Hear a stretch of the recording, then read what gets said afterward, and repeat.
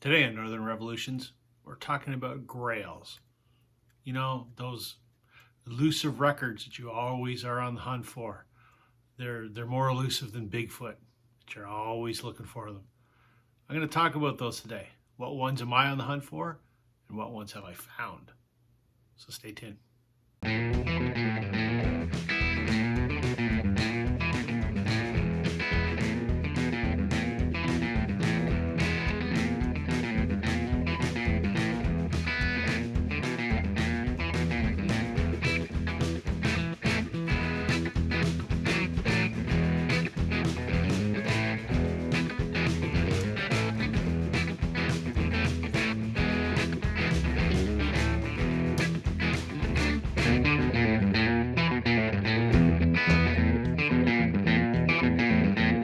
Hey everybody, welcome to Northern Revolutions. I'm Rob. Welcome back if you're returning. Welcome if you're new. As I mentioned in the intro, we're going to talk about grails today. What are the holy grails of your record collecting habit? I know I certainly have some. I've got a sort of an ongoing list. There's a handful of albums that I'm always on the lookout for.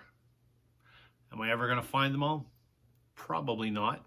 But something about the thrill of the hunt. I've been collecting records since I got into music in the early 90s, and I've always had a few on the radar. I've actually been able to track down a couple grails in my record collecting career. I'm going to show you those first, and then I'll talk about the ones that I'm on the hunt for now. Most recently, I was just able to snag one of my long sought after grails on eBay. And it's this album, Dizzy Up the Girl by the Goo Goo Dolls. I've been looking for this since it came out. Originally pressed in, I believe, 2015, I think, was the first press. And then there was a Pink Vinyl Record Store Day repress, and there was a picture disc. All three of those are pretty expensive, like, north of $200. Not prepared to pay $200 for that record. So I always look on Discogs and I always look on eBay, and hopefully sometime I'm able to maybe stumble across a deal. Well, indeed I did. I got this off eBay about a month ago. It's the original 2015 press. It's still sealed. I don't keep things sealed. The only reason I haven't opened this yet is I'm out of record sleeves. So I got to get to my record store, pick up some record sleeves, and I'm cracking this puppy open and playing it because that's what records are for. Nothing bugs me more than keeping records sealed. Nonetheless, this was a sealed copy that I got for well less than half of what this goes for. Has one little crease on the bottom corner. I don't care. It doesn't have to be mint, especially for what I paid for it. I'm going to listen to it. So I've been looking for this now for 8 years, and I finally just got it. Another grail that I picked up, 2-3 years ago, maybe. Rodriguez Cold Fact. I've mentioned Rodriguez a few times. If you haven't seen the documentary Searching for Sugar Man, I would encourage you to do that. It's a fascinating story of a man that put out 2 records in the early 70s that absolutely flopped. And unbeknownst to him, he was an absolute superstar in Australia and South Africa, namely South Africa, and lived 25, 30 years of his life not knowing that he was the biggest selling artist in South Africa. Fast forward, he ultimately did find that out, and he was connected with the people that were buying his music, and he has now been touring the world for 20 years. I've met him very briefly, had the privilege to see him in concert. I'd love an American first pressing, but I really wanted a South African first pressing because South Africa, if you've watched the movie, that's, where the height of his fame was. And apparently pretty big in Australia too, but the film doesn't focus on that. But South Africa was his music, which is sort of politically resonant, I guess. The folks that were battling apartheid in the 70s and 80s really sort of connected with this album. So for that reason, I really wanted to find a South African first pressing of Rodriguez Cold Fact. I think I got this off Discogs, I believe, a couple of years ago, quite reasonably priced. I mean, it's well worn, but the record itself still plays very well. Pretty good for a 50-year-old record. So, Rodriguez Cold Fact, South Africa. And my grail list of grails that I found so far, I don't think is that a surprise to anybody. I'm a Beatles nerd, so it's a Butcher cover, right? And I've shown this before. It's my third state mono Butcher cover. Yeah, it's beat up all the shit. And that's okay. I don't really care what condition it's in. I just wanted to own a Butcher cover. They're hard enough to come by. This is only the second one I've ever seen in real life. The first one was a second state, which still had the trunk cover pasted on the front. The guy wanted a ridiculous amount of money for this. I got this off eBay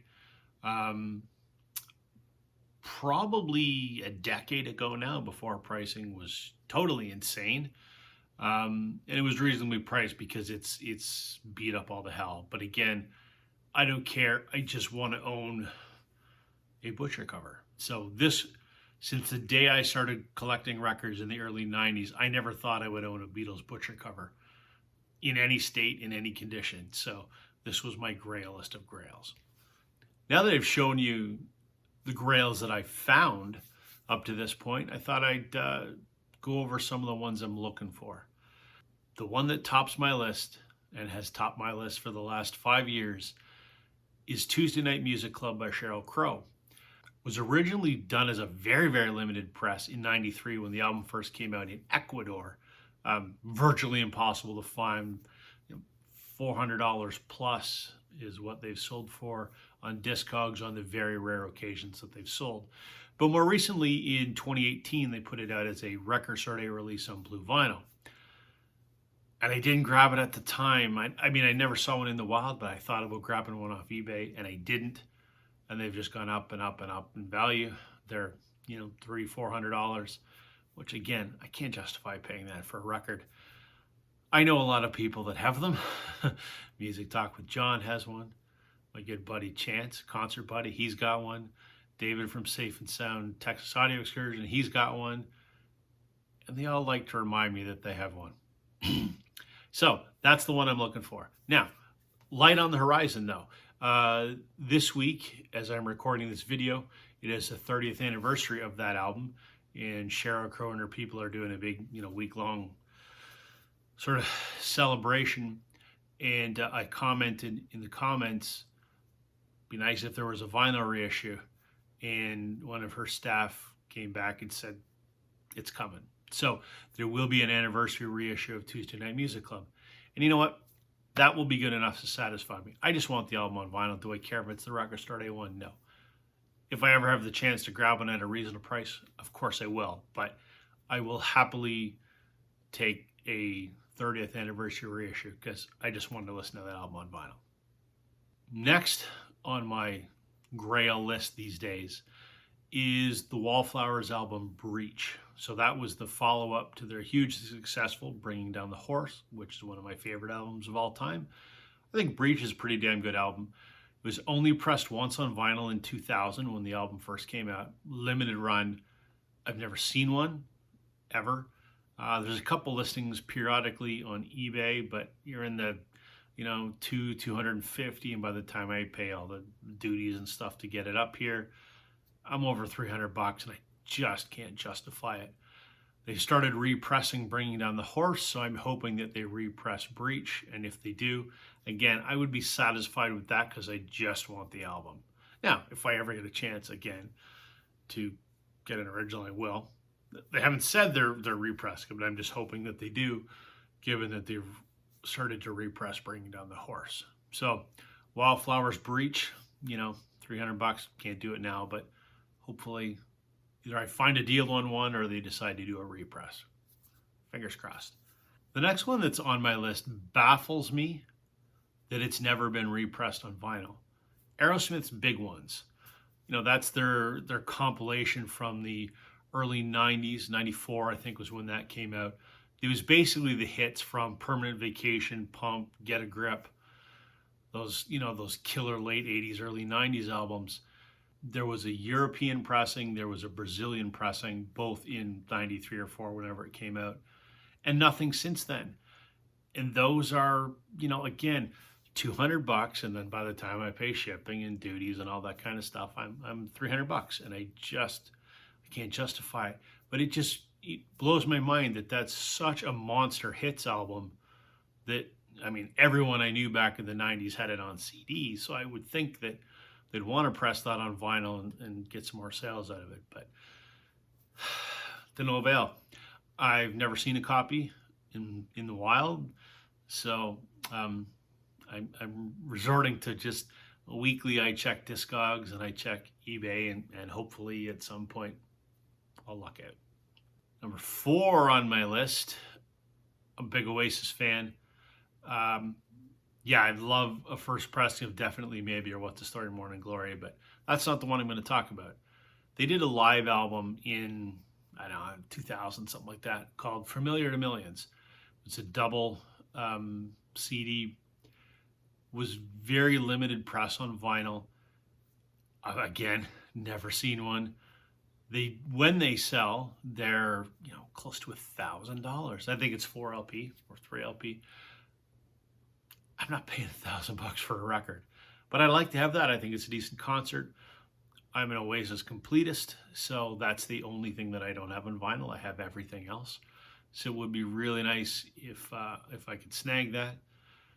I don't think they'll do a repress on it, although they've repressed some of the other albums lately in the last few years, so maybe. And again, if they did, I wouldn't have to have the original, but for now, Oasis, Familiar to Millions is, argument's sake, $1,000.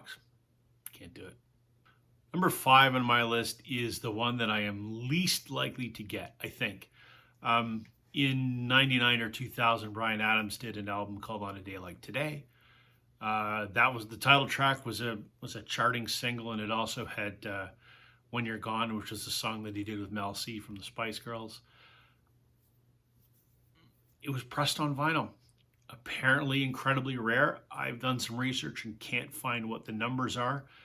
But when you look on Discogs, there's a little section where it tells you how many people have it in their collection and how many people are looking for it. There's like 1,000 people looking for it. And in all the users on Discogs, only 9 of them actually have it in their collection.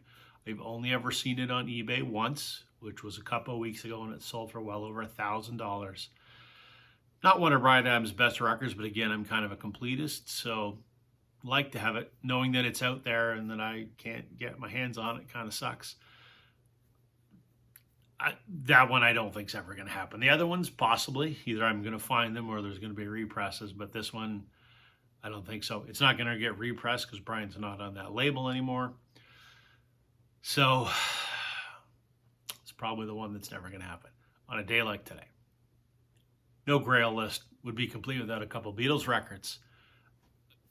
I've talked about this before. I did a video with PC31, the Vinyl Policeman, where we talked about some of our Beatles Grails.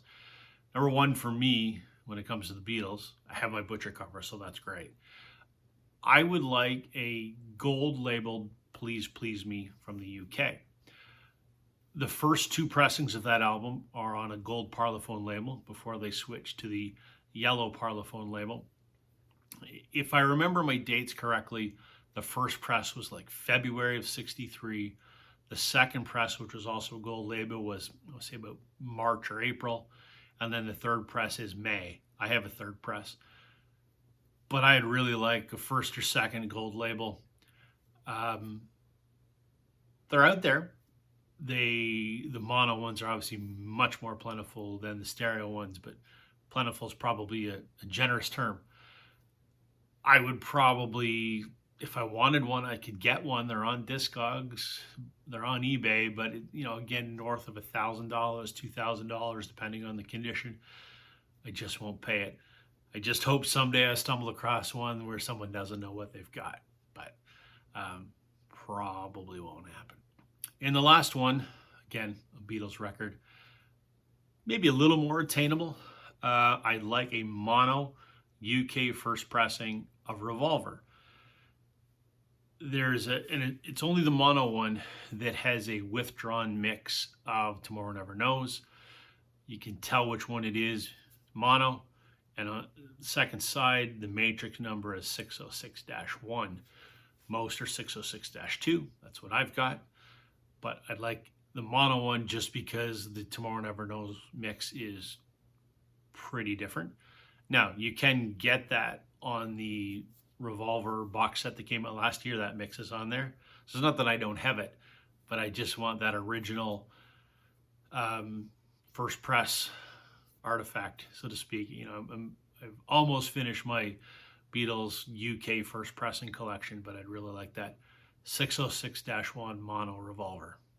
They're out there, not that hard to find. There's always a few listings on eBay, but again, it's probably $300-400 and a little more than I want to pay at this point in time. So there you go, folks. Those are some of the grails that I found, and those are the grails that I'm looking for.